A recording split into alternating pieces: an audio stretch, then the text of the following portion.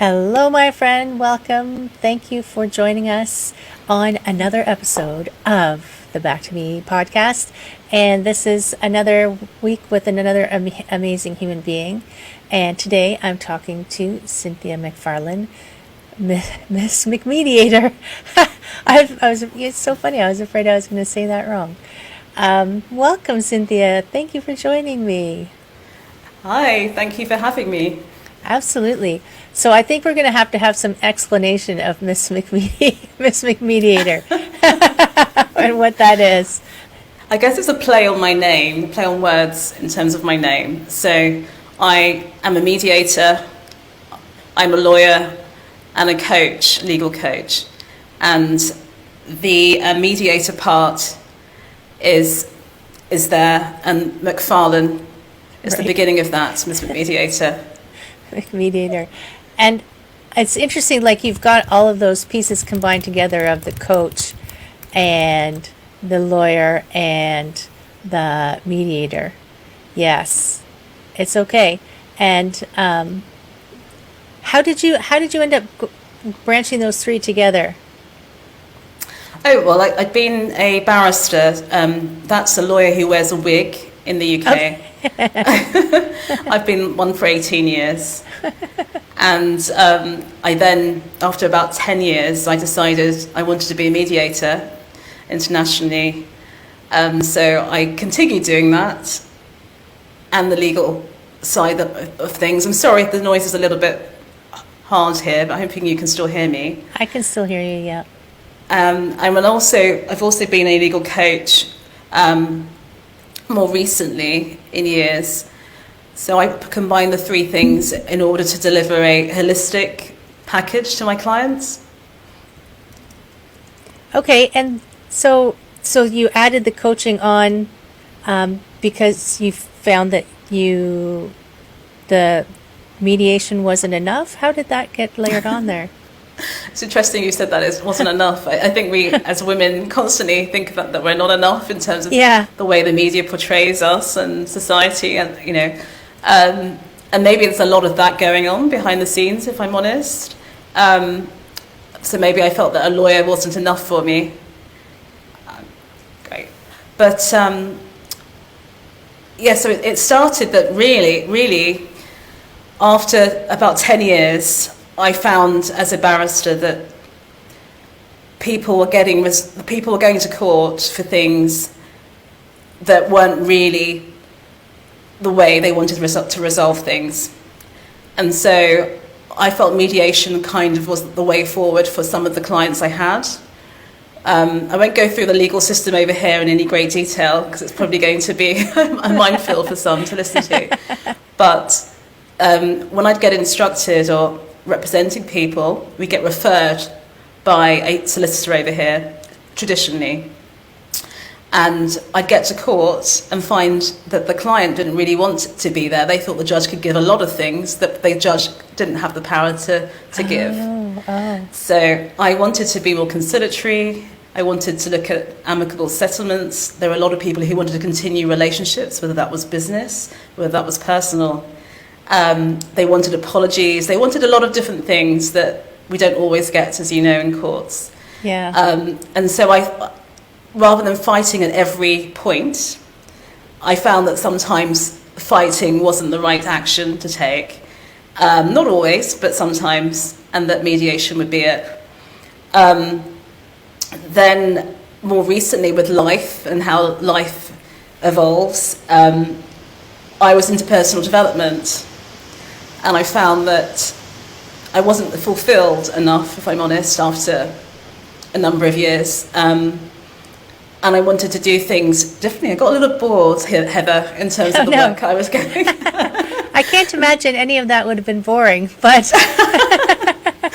And I like to change things up. So I decided then to do some personal development work on myself in terms of coaching. I had lots of different coaches to help me in various aspects of my work, not just reading about business, but also how to improve my life.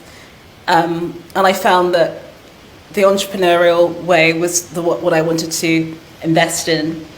but I also wanted to live a full life and my passions, which are riding horses, also building a family. I'm in my 40s now. I'm 43 this year. And so I wanted to build a legacy myself for my family, I guess.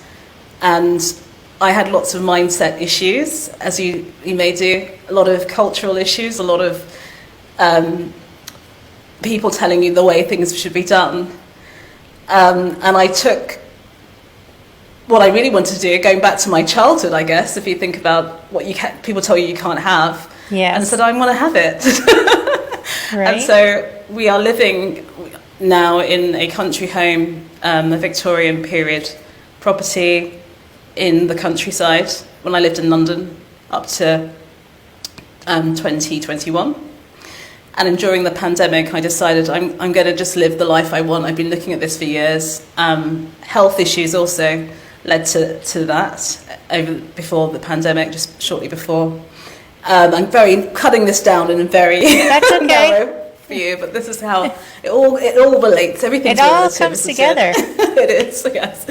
And I can, I can own horses rather than loan them. I can build the legacy I want for my family, whether they're here right now or whether they are to be there in the future.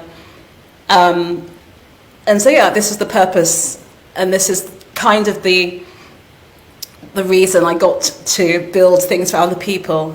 Right. And that's why I have this legal program that I'd love to talk about with you and build on that. Yeah, absolutely. And I can remember all those things when I was a kid, the things we couldn't do. And I had always wanted to learn to ride horses, and I never could. Amazing. So maybe I'll have to add that onto my grown-up list now. You should. That's it. I mean, I was in my 20s as a barrister, and I thought, you know what, I'm not just doing it on the summer occasionally. I want to learn properly. I want to do dressage. I want to do the local competitions. And yes, it was late then, I guess, in my 20s to start doing it properly. But I thought, why not? So It's never too late. Come on. I don't think so. And that's it. I love this. I love what you're building here and what you're bringing to other people's lives with this podcast, because to me, a lot of the program I have is about people stepping away from their day-to-day business, the humdrum, the things that people expect them to do, and living their passions themselves, away And from their business. looking out longer, right? So it's that idea of this is today, but Yes. it doesn't have to be like this every day, Yeah. right? And I mean, last week I spoke to in February I spoke to a financial advisor.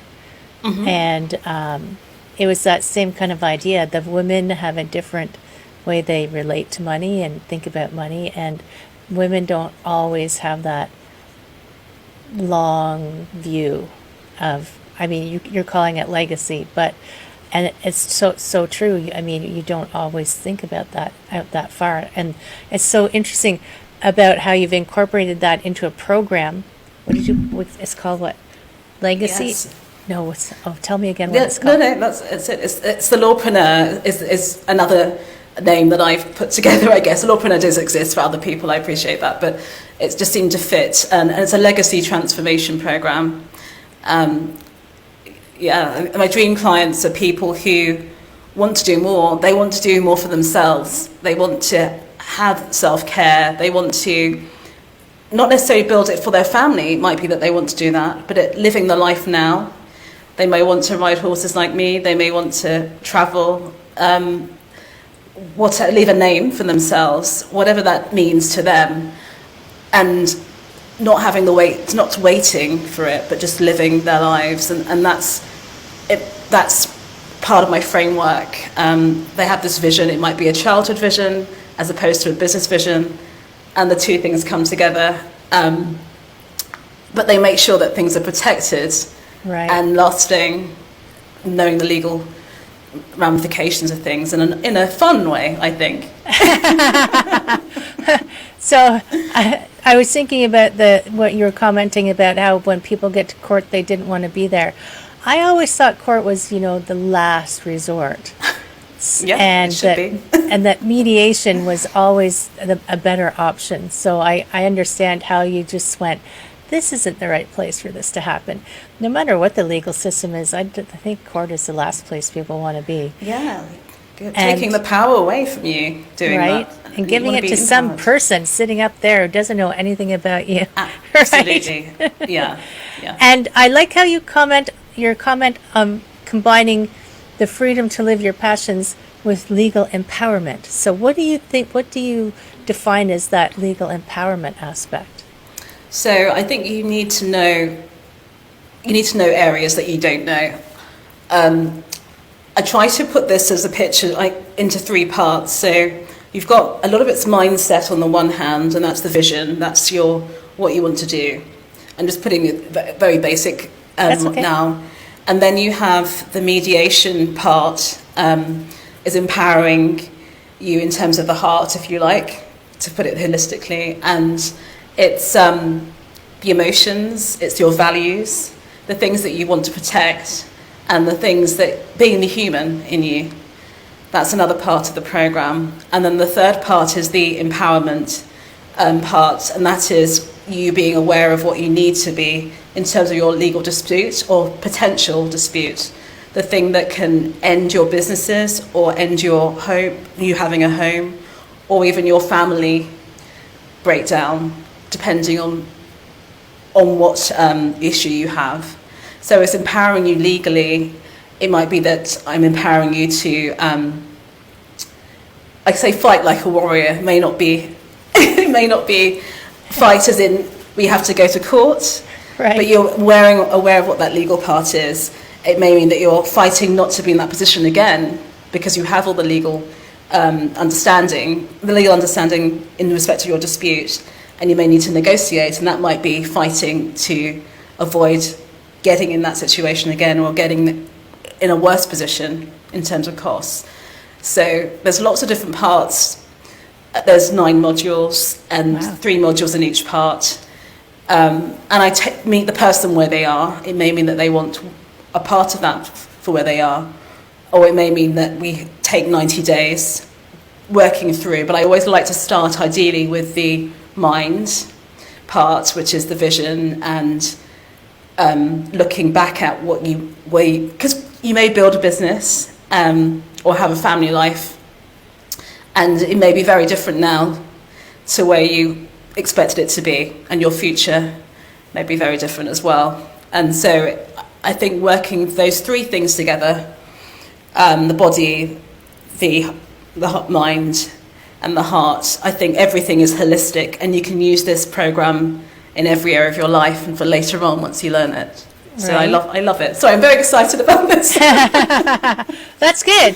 I mean, if you weren't excited about it, nobody else would be either, right? That's so true. Yeah. And it's interesting, it's true. I mean, you don't know what you don't know sometimes, and you can't always know everything. Like, I'm not going to say that No. you should know everything, because you would be paralyzed if you waited. But I can remember I knew a business owner whose partner had passed away suddenly, and there was nothing in the partnership agreement about how to handle it without really causing struggle for the surviving partner. So the surviving partner ended up really never making any money because he was constantly paying off the widow, because Yeah. they hadn't really sorted out all the details of it before they just dove right in. And I think that's where even people, I've advised people of this, even if you're going to go into work with your very best friend in the whole world, who you've known your whole life, write it all down, how everything's going to work, and call in an expert, Miss Absolutely. McMediator, to help you, Thank you. because Yeah, no- really, you don't know what's going to happen. You don't know how circumstances change from day to day over the years. And if you don't think in advance as much as you can, you do end up sometimes in that place you don't want to be. And I mean, Yeah. maybe that's when you have to fight like a warrior. I mean, also just being an advocate for your own person, I think sometimes, right? I agree with that. And I wish a lot of people, I hope a lot of people hear this, what you've just said about being best friends. The amount of times I've sat across in a mediation with two best friends, and I'm in communities and they say, oh, no, this would never happen. I would do it A, B, C, and D way. And then, yesterday I was, something happened here. And it's just, people change. It's like relationships. It's like loving relationships, families may not be as perfect as you like. You just never foresee everything. And I think it's getting your ducks in a row.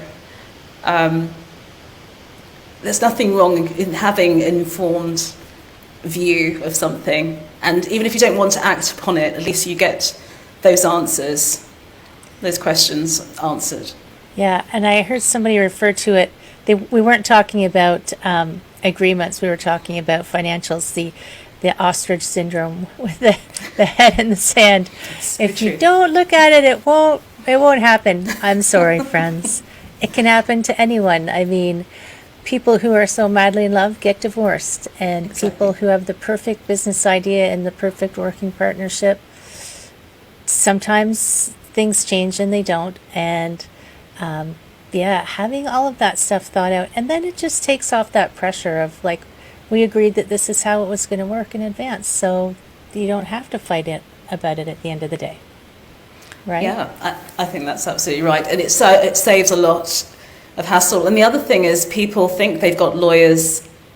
Do they have lawyers doing the right thing that they need? Oh, right. Because you could have people on retainer for a particular thing, but still have those other issues. And you also have people saying they've got protection for intellectual property, or they've got protection for wills. As you say, someone died, but there were still potential disputes, because why are we still in court? Why do we still have these things? It doesn't mean that everything goes away. Yeah. So it's just getting a full 360-degree understanding of what happens, so you can use that again if you need to, or just be aware of what things you need to be aware of and make a decision for yourself. So for you, legal empowerment is partly knowing what you don't know. Yeah. And yes, figuring out what you need, who you need in the background. I think that's right. I think a lot of us, and including me, there's also, it's asking for help. But I know a lot now that I don't. That I know probably less now. I feel like I know less now the older I am, but at least I know that I don't know something, and I know that I need someone to help me to deal with that part. Whereas I used to struggle on my own. Even think of bookkeeping. Right. For years I did it all on my own, thinking I had to know all this, or I would have to read a book to do A, B, C, and D. Now I know that, okay, they're over there. They're the experts in that area. I know I don't know it. And then you work out how you work with that person, whether that's in a group setting or one-to-one setting, or might be reading a book. But where you can have the help and go right to the source, I think these days it's better for me. I've got too many other things I want to do. I would rather ride my horse, than have to get down and dirty with those other things. You see. Well, it is true. I mean, I've always been a big fan of work in your zone of genius. So do the things that you're really good at, and the things you're not good at or you don't want to do, get somebody else to do them. Yeah. Because in whatever way you can. I know a coach she's a money mindset coach, and she works very hard. She loves what she does, but she has someone who does all the cooking, because she's like, I don't have time. I don't like cooking, so she just has a housekeeper come, someone who prepares the meals. And she said that just frees up so much of her brain space. And I mean, that's kind of a funny example, but bookkeeping is a really good example. How many people struggle with their bookkeeping, and you could outsource it. And save money. I can tell you now, I know I've lost money from not doing that early enough. Oh, really? And it might be a little bit of money. It may not be that much, but I know that if I had someone that's their zone of excellence or genius, I could have probably saved a little bit. And that's the same. I'm the same as the person you mentioned about cooking, and preparing a home. I don't worry about those things now, whereas I used to. I spent a lot of time. I think I was too long getting to this place. I could have saved myself so much time. You get there when you get there. I mean, we're always in a hurry, but I think that when we're ready for it, then we do it. And sometimes the sad thing is we are ready for it and we don't take that leap into it. And I guess that's where you bring in your money mindset aspect of your transformation program, or maybe it's not money mindset, just the mindset aspect. It is mindset. I think there's so many things, layers, isn't there, under that. I think that's something I'm always still working on, because I think though you get to a certain point and you've done a lot of work, there's always another hill to climb, or you need to refresh and review things as well. But yes, mindset's really important, definitely. I think I think that part of the way we work, maybe it's a human thing, maybe it's a society thing, is we always think we could tick that off. Okay, I fixed that. Tick. Not realizing that you're never actually done. Yes, I wish we were, but you're right. Yes. There's always things to do. There's another, I listened to so many podcasts, it would make people bonkers. But there was someone who said once, she had conquered this mindset issue that she had. She said, it's done, yes, check. And then she hit another plateau and she said, damn, it's come back just in a new form. So it's like, so she had taken care of, kind of peeled off a layer of it, got to another level of personal development, and then she was blocked again because she needed to peel off another layer. So it's like, I think that constant and continual examination and being aware and asking the questions, and I think a big part of it is being open to something, right? Yes, and I think you mentioned earlier about being in the right place at that time, or that's the place you're in. I think negativity and judgment, or may not even be judgment that presents itself with people in front of you now, but you may have these stories in your previous history that tells you not to do these things. I mean, I remember even getting a cleaner. It took me years because I thought I couldn't justify that, right. And then now I really need that. Right. But I always have the cultural little stuff, or your grandparents. I'm thinking, oh, well, they might think that, or not that they're around anymore. But you have these people talking to you, who from your past, who have just, did they do that? Would they have done that? It's difficult to move forward sometimes. But I think you have to get to the point where you're like, well, no, I need to move forward, and that's actually beneficial to the rest of my family or my legacy, and see how we're traveling and moving on positively. Well, it's true. The stories that you hear when you're young, or the impressions that you get when you're young, you think it's the truth because you don't know any different, that it's not. I mean, I still kind of believe in Santa Claus, but but you never would have questioned whether there was a man who could come down the chimney and deliver presents under the tree if Santa Claus was your jam. And we question that one, but we don't question later on I'm supposed to be the person who does all the cooking and cleaning. Oh, I am supposed to be able to do all this myself. I'm supposed to be able to take care of the family and the house and have a job and be a superwoman, energetic, never tired or cranky, and always looking fabulous. Yes. Oh, you just reminded me, actually. I remember growing up that I always said to my mother, I was the eldest of two, and when cleaning came, the chores when we were very young, we had to. Again, I think it's probably a cultural thing, but we had to do it early on. And my mother was working, single parent, working outside. And I remember saying, isn't there someone who does this? Realising it's actually me. Right. But now it's funny how my mind is. You grow up and you think, okay, no, we have to do everything. And I got to the point of thinking, I have to be Superwoman, and trying to embrace all of this stuff. And then I'm thinking now, that was absolutely ridiculous. Why did I spend time as I was older, trying to be everything and everyone? I think it's the 80s. I think it may have been the 80s that did that to us, the media. I think so. I think it was the 80s.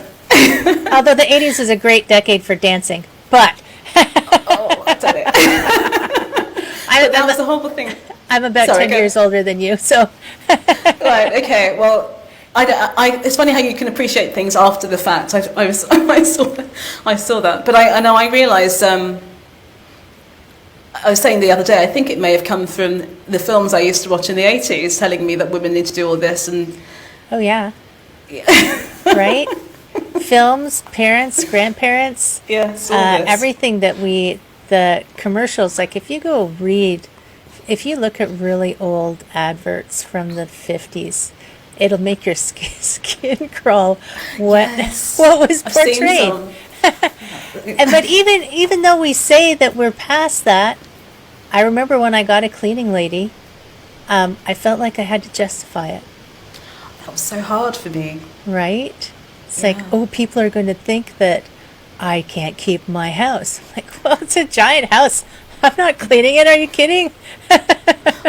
Yeah, you're absolutely right. I remember, it doesn't feel like that long ago for me, really, if I'm honest, but it's either trying to tidy up before they get here or apologising to them for the situation. And it wasn't that bad, probably, but I think it's also, again, that goes back to judgment, doesn't it, really? You're paying someone to do a service for you. Yeah. And actually, they are probably in their zone of genius. I mean, the one I have definitely is. Right. And yes.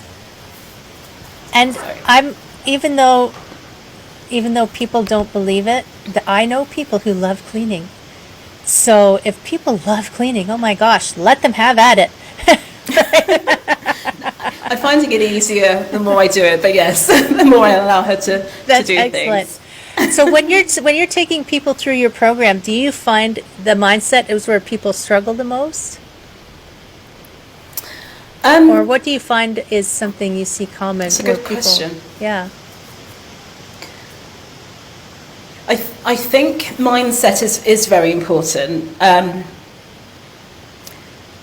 I'm just thinking of one particular client of mine at the moment. It does go back again. There's a lot of judgment mindset, negative thing. She's an ideal client in that she does everything you choose her to do in the legal side, if you see what I mean. Yeah. But but no, I think it is constant mindset. It is growth. The growth part is hard. Seizing power is a module that we have in it, and I think that can be very difficult, particularly when your environment is very different to where you see yourself. And your associations, if you don't have a community, and if what's being asked of you is very different to the world you're presented with in that moment. I appreciate that I've gone through a lot of, and I'm sure I will still continue to do a lot of personal development myself, but I think that it's like an elastic band, really, isn't it? You start pulling it a little bit, and then it's slightly easier the next time you do it.